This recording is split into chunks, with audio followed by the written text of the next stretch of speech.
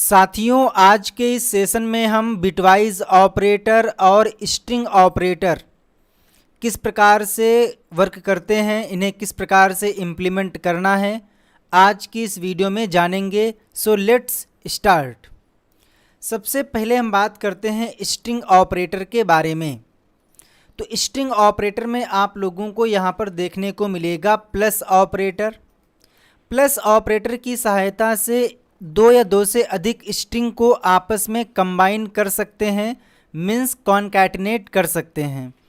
आपको एग्जाम्पल दिख रहा होगा कि एक वेरिएबल है text1 जिसके अंदर सत्यम ये स्ट्रिंग अवेलेबल है। अगला वेरिएबल है text2 जिसमें एक स्ट्रिंग है दैट इज़ साहू। मुझे इन दोनों स्ट्रिंग को कंबाइन करना है, कॉन्कैटिनेट करना है, तो हम यहाँ पर प्लस का यूज़ कर सकते हैं। मैं आपको स्टेप बाय स्टेप एग्जांपल देता हूँ तो चीज़ें आपको समझ में आएंगी। लेटस मैंने यहाँ पे एक वेरिएबल क्रिएट किया x इक्वल, और इसमें मैं कुछ असाइन कर देता हूँ लाइक राजा, और इसी प्रकार से एक अन्य वेरिएबल है y और इसमें हमने स्टोर कर दिया है लाइक रानी। ओके, अगर मुझे इन दोनों को एक साथ कंबाइन करना है तो मैंने यहाँ पर लिखा document dot write x plus y. तो इस केस में क्या होगा, इन दोनों स्ट्रिंग को कंबाइन कर दिया जाएगा। ओपन इन ब्राउज़र, और इसको मैं इस प्रकार से कर लेता हूँ। तो यहाँ पर आ चुका है राजा रानी। बट अगर आप ध्यान से देखें तो यहाँ पर दोनों ही स्ट्रिंग के बीच में स्पेस अवेलेबल नहीं है। अगर स्पेस जनरेट करना है तो इसके कई तरीके हैं। पहला तरीका ये है कि या तो आप पहली स्ट्रिंग के एंड में एक सिंगल स्पेस ऐड कर दीजिए तो यहाँ पर स्पेस आ जाएगा, या फिर आप यहाँ पर स्पेस ना ऐड करके सेकंड स्ट्रिंग के शुरुआत में स्पेस ऐड कर दीजिए तो भी यहाँ पर स्पेस आ जाएगा। तरीका तीसरा है कि x और y के बीच में आप एक स्पेस को भी कॉन्कैटिनेट कर दें।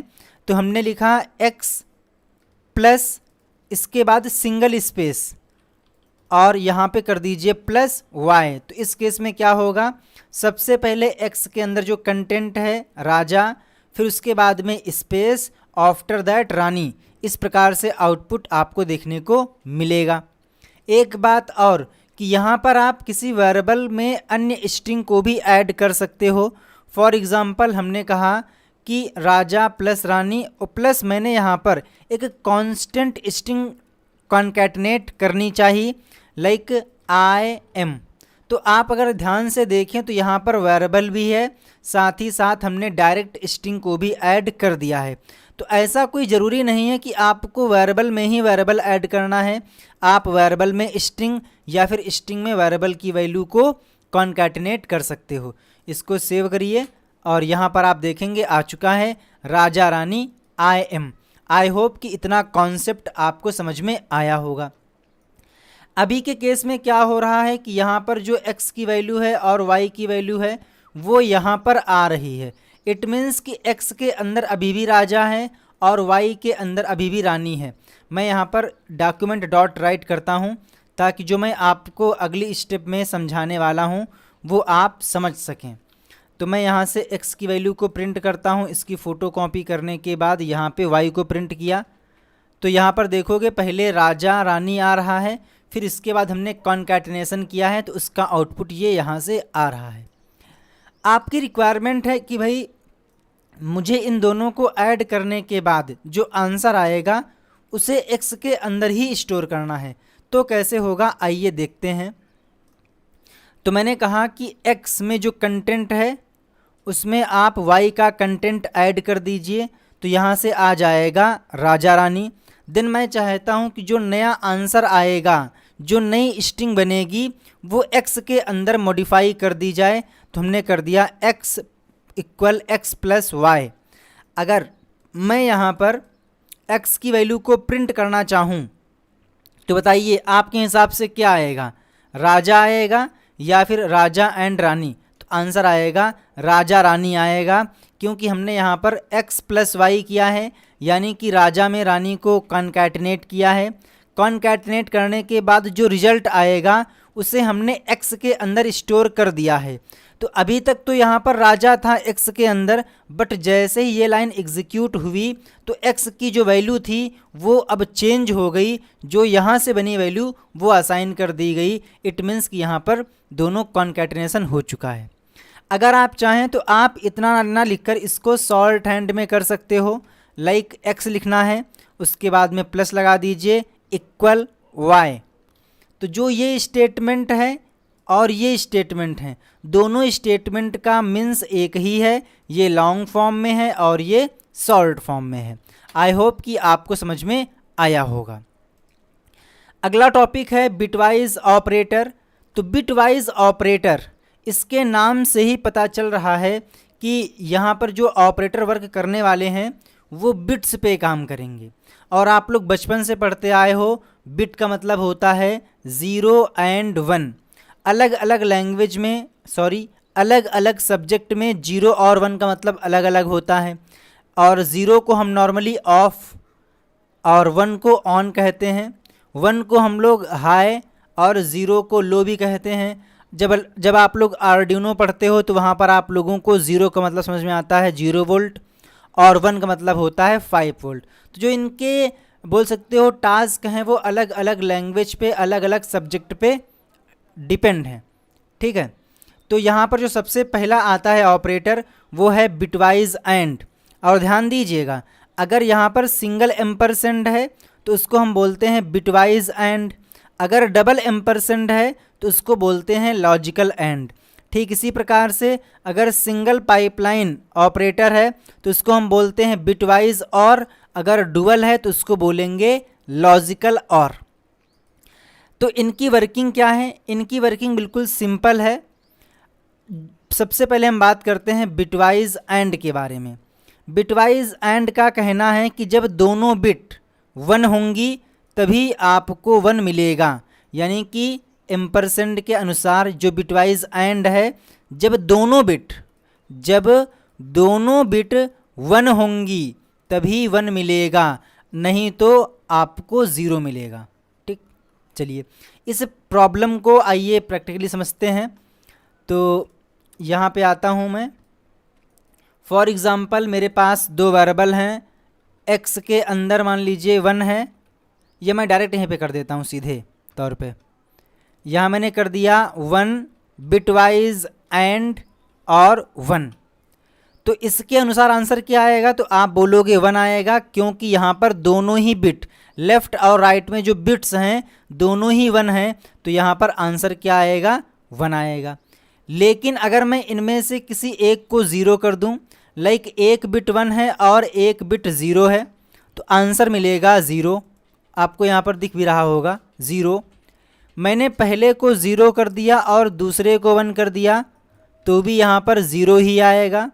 अगर दोनों को 0 कर देंगे तो भी यहाँ पर 0 ही देखने को मिलेगा। तो आपको यहाँ से एक ट्रुथ टेबल देखने को मिल जाएगी जो कि इस प्रकार से होने वाली है। लाइक मान लीजिए इसको हमने मान लिया x और इधर हमने मान लिया y।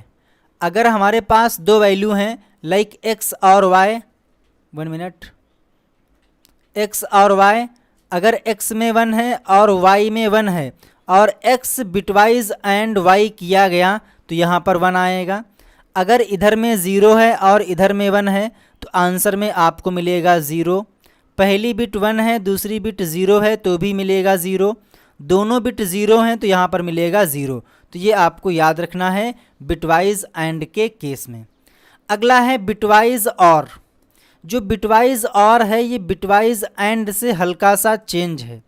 बिटवाइज और का कहना है कि अगर दोनों में से कोई एक बिट भी 1 है तो आपको 1 मिलेगा, जबकि एंड के केस में था कि दोनों बिट 1 होनी चाहिए। लेकिन यहाँ पर क्या है, अगर एक भी बिट 1 है तो 1 मिलेगा। इसको भी प्रैक्टिकल करके देखते हैं। तो मैंने यहाँ पर लिखा, सबसे पहले 1 का करता हूँ ना, 1 और इसके बाद में 1, तो यहाँ पर आउटपुट आने वाला है 1। अगर मैं एक 1 कर दूं और एक 0 कर दूं तो भी यहाँ पर 1 ही मिलेगा। पहले को मैंने 0 कर दिया और दूसरे को 1 कर दिया तो भी यहाँ पर 1 ही मिलेगा। दोनों को मैंने ज़ीरो कर दिया तो यहाँ पर आपको ज़ीरो देखने को मिलेगा। अगर मैं इसकी ट्रुथ टेबल आपके साथ शेयर करना चाहूँ, पहले वाले को मान लूँ x और दूसरे वाले को मान लूँ y, तो यहाँ पे x, यहाँ पर y और यहाँ पर x बिटवाइज और y। अब ये काम कैसे करेगा? तो फॉर एग्ज़ाम्पल x में जो बिट है वो ज़ीरो है और y में ज़ीरो है, और x बिटवाइज और y निकालेंगे तो आपको मिलेगा ज़ीरो। x में मान लीजिए बिट 1 है और y में ज़ीरो है तो मिलेगा 1। x में ज़ीरो है और y में 1 है तो भी 1 मिलेगा। दोनों में 1 है तो भी यहाँ पर 1 देखने को मिल जाएगा। तो ये केस है बिटवाइज और का। अगर एक भी बिट 1 है तो 1 मिल जाएगा, नहीं तो ज़ीरो मिलेगा। अगला जो बिटवाइज ऑपरेटर है दैट इज़ नॉट, जिसको हम कॉम्प्लीमेंट के नाम से भी जानते हैं, और इसका बिल्कुल सिंपल सा आंसर है। इसको हम बोलते हैं टाइल्ड। क्या बोलते हैं? टाइल्ड। बेसिकली फॉर एग्ज़ाम्पल मेरे पास कोई नंबर है 5, मुझे इसका वंस कॉम्प्लीमेंट निकालना है, तो इसका फॉर्मूला है -x+1। x क्या है? तो x है वो वैल्यू जिसका कॉम्प्लीमेंट निकालना है। तो -x में कितना है? 5, तो 5 + 1 कितना हो जाएगा? -6। तो ये रहा -6। चलिए मैं आपको देता हूँ एक छोटी सी क्वेरी। मैंने लिखा टाइल्ड यानी कि वंस कॉम्प्लीमेंट ऑफ 16। बताइए इसका आंसर क्या आएगा? तो आप तुरंत बोलोगे -x+1, ये फॉर्मूला होता है। तो -x, x में कितना है? 16, तो 16 + 1 कितना हो जाएगा? -17। बस बिल्कुल सिंपल सा तो है, बस आपको ये फॉर्मूला याद रखना है। तो मैं यहाँ पर आता हूँ और लिखता हूँ टाइल्ड। जो ये टाइल्ड का साइन है ये आपको टैब की के ऊपर मिल जाएगा। मैंने लिखा 16, तो आंसर क्या आएगा? तो आंसर आ जाएगा -17। मैंने कर दिया लाइक टाइल्ड 50, या मैंने कर दिया 52, तो यहाँ पे आंसर क्या आएगा? -53। तो इस प्रकार से आप कॉम्प्लीमेंट फाइंड आउट कर सकते हो। अगला है बिटवाइज ज़ॉर। बिटवाइज ज़ॉर की बिल्कुल सिंपल सी कहानी है। बिटवाइज ज़ॉर का कहना है कि एक बिट 1 हो और एक बिट 0 होनी चाहिए, यानी कि दोनों ही बिट डिफरेंट हो, उनमें से एक 1 हो और एक 0 हो, तभी मैं आपको 1 दूंगा। इट मीन्स कि फॉर एग्ज़ाम्पल एक बिट 1 है, दूसरी बिट 0 है, तो आंसर क्या आएगा? 1 आएगा।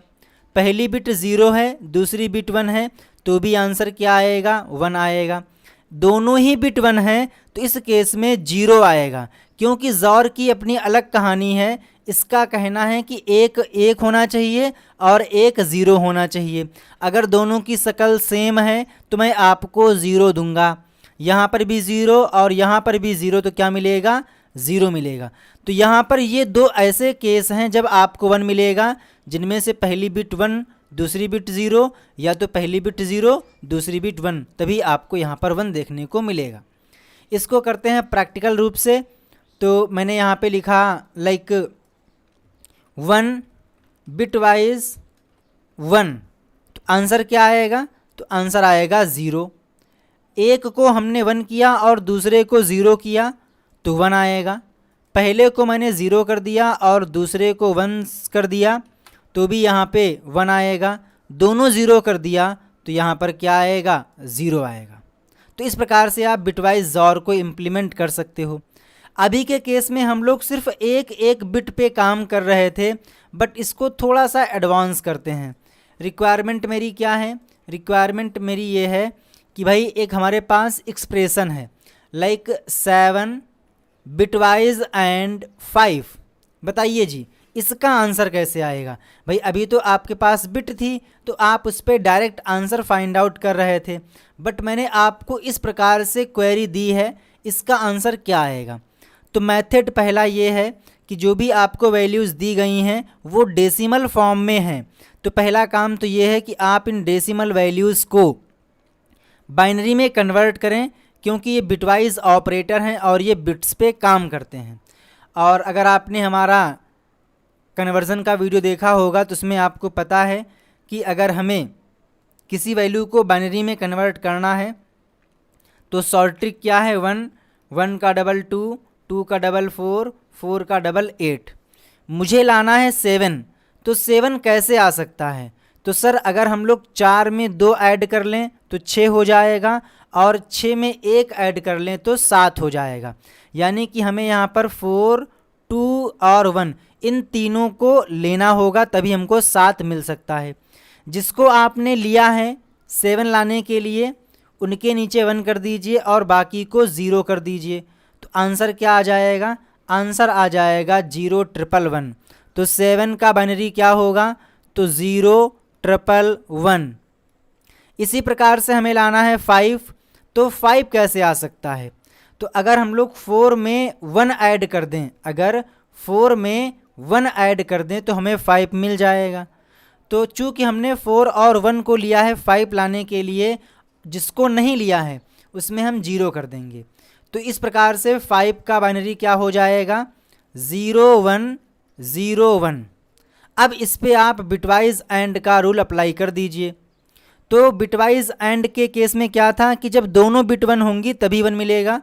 तो यहाँ पर दोनों बिट 1 है तो यहाँ 1 आ जाएगा, यहाँ पर 0 आ जाएगा, यहाँ पर 1 आ जाएगा और यहाँ पर 0 आ जाएगा।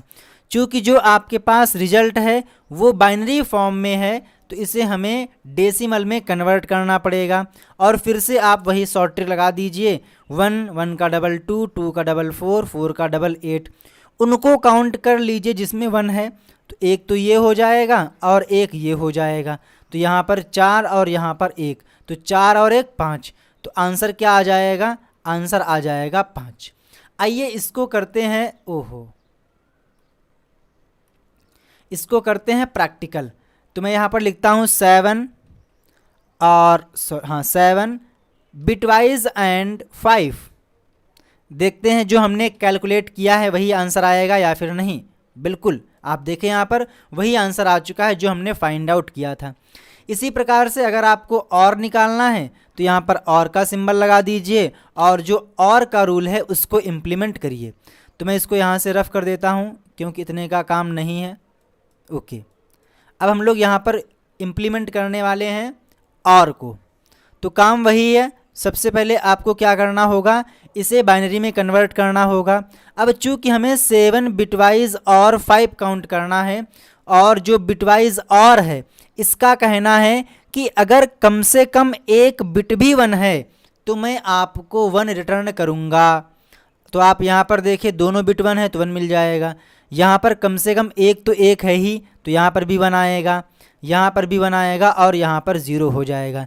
इसे डेसिमल में कन्वर्ट कर दीजिए। तो चूँकि ये और ये इन तीनों के पास 1 है तो 4 2 6, 6 और 1 7। तो आंसर क्या आएगा? आंसर आ जाएगा 7। इसको सेव करिए और यहाँ पे आ चुका है 7। आई होप कि आपको समझ में आया होगा। इसी प्रकार से आप फाइंड आउट कर सकते हो ज़ोर। तो इसको मैंने सेव किया और रिफ्रेश किया तो यहाँ पर आ चुका है 2। ये 2 कैसे आया होगा आइए देख लेते हैं। तो मैं इतना पहले क्लीन कर देता हूँ ताकि आप लोगों को कन्फ्यूज़न ना रहे, है ना। ओके चलिए, तो यहाँ पे मैंने कर दिया बिटवाइज और या बिटवाइज ज़ोर, ठीक है। बिटवाइज ज़ोर का कहना है कि एक बिट 1 हो और एक बिट 0 होनी चाहिए तभी 1 मिलेगा। तो यहाँ पर चूँकि दोनों सेम हैं तो 0 आएगा। यहाँ पर एक बिट 1 है और एक बिट 0 है तो यहाँ पर 1 मिलेगा। यहाँ पर भी 0 और यहाँ पर भी 0।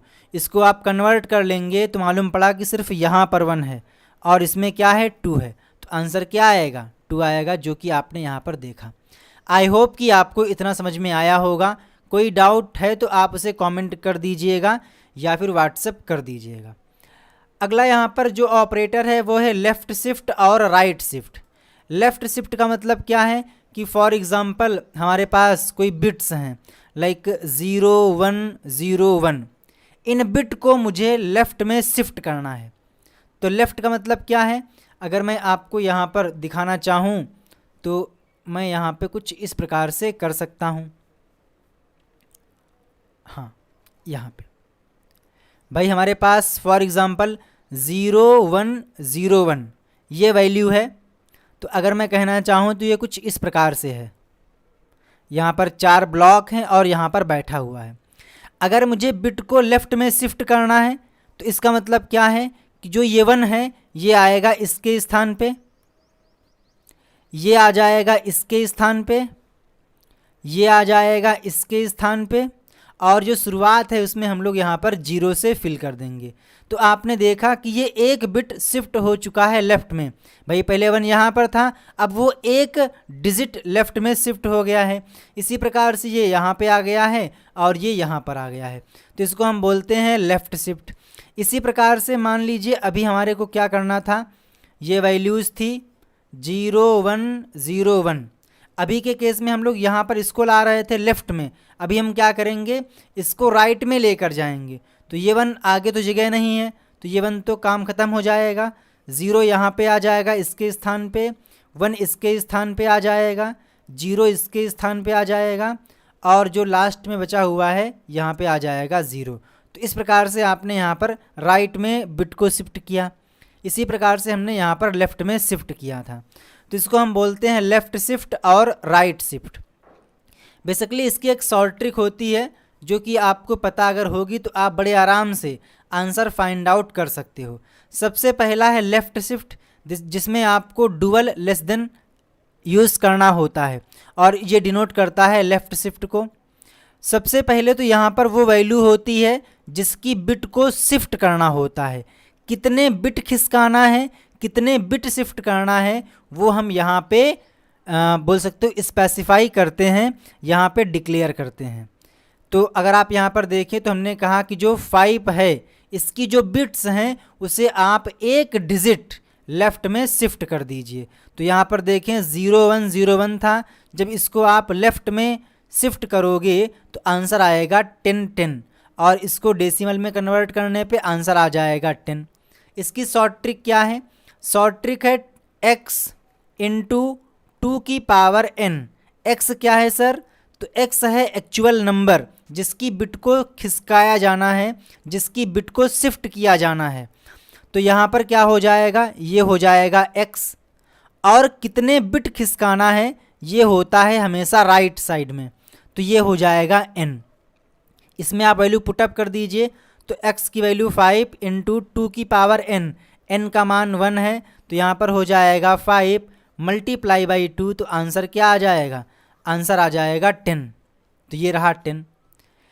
एक और एग्जांपल देता हूँ, मैंने कहा कि भाई 72 है, इसकी बिट को आप 3 डिजिट लेफ़्ट में शिफ्ट करिए। तो शिफ्ट करने के बाद आंसर क्या आएगा, बिल्कुल सिंपल है, फॉर्मूला वही है x मल्टीप्लाई बाई 2 की पावर n। x का मान कितना है 72, मल्टीप्लाई बाई 2 की पावर n, n में कितना है 3, 2 की पावर 3 का मान होता है 8, इसके बाद में 72, 8 दूनी 16, 8 सते 56 और 1 57, 576। आइए इन दोनों ही एग्जाम्पल को एवल्यूट करके देखते हैं ताकि इस शॉर्ट ट्रिक में कितनी पावर है वो आपको समझ में आए। तो मैंने यहाँ पर लिखा 5 और इसके बाद लेफ़्ट शिफ्ट 1। अगर इसका आंसर देखना चाहें तो यहाँ पर आ चुका है 10, जो कि हम लोगों ने यहाँ पर फाइंड आउट किया था, ये रहा। अब इसको चेक करते हैं, तो वैल्यू चेंज करनी पड़ेगी, सिंपल सी बात है। तो 72 लेफ़्ट शिफ्ट 3 डिजिट, तो आंसर क्या आना चाहिए 576, ये रहा। आई होप कि आपको समझ में आया होगा। आपने अगर यहाँ पर एक बात नोटिस की होगी तो वो बात ये है कि जब आप लोग किसी नंबर की बिट को शिफ्ट करते हो, लेफ़्ट शिफ्ट करते हो, तो जो आंसर आता है वो वैल्यू से बड़ा होता है। आपने देखा होगा कि जब आपने 5 लेफ़्ट शिफ्ट 1 किया था तो यहाँ पर आंसर 10 आया था, जो कि एक्चुअल वैल्यू से काफ़ी बड़ा है। इसी प्रकार से जब आपने 72 को 3 डिजिट लेफ़्ट में शिफ्ट किया था तो आंसर 576 आया था, यानी कि जो आंसर है वो एक्चुअल वैल्यू से बड़ा आता है जब आप बिट्स को लेफ़्ट में शिफ्ट करते हो। लेकिन अगर मैं आपको इसी में कहूँ कि राइट शिफ्ट करना है, तो जो राइट शिफ्ट का ऑप्शन, जो राइट शिफ्ट का आंसर आता है वो एक्चुअल वैल्यू से कम होता है। आइए देखते हैं इस बात को। मैंने कहा 72 राइट शिफ्ट 3, तो इसका फॉर्मूला क्या है? इसका फॉर्मूला है x अपॉन 2 की पावर n। x में कितना है? x में है 72 अपॉन 2 की पावर 3, तो 72 डिवाइड बाई 8, इसमें आप डिवाइड करेंगे तो 8 सते 56, 8 अठे 64, 8 9 72, यानी कि 9 टाइम जाएगा। तो आंसर क्या आएगा? 9 आएगा। तो आपने देखा कि जब बिट्स को राइट में शिफ्ट किया गया तो जो आंसर आया वो एक्चुअल वैल्यू से कम है। तो मैं यहाँ पर करता हूँ इस बार राइट शिफ्ट, तो ये रहा आंसर 9 जो कि हम लोगों ने फाइंड आउट किया था। तो मैं अगर आपको यहाँ पर कुछ की पॉइंट देना चाहूँ तो मैं ये कह सकता हूँ कि इसको हम बोलते हैं लेफ़्ट शिफ्ट और इसको बोलते हैं राइट शिफ्ट।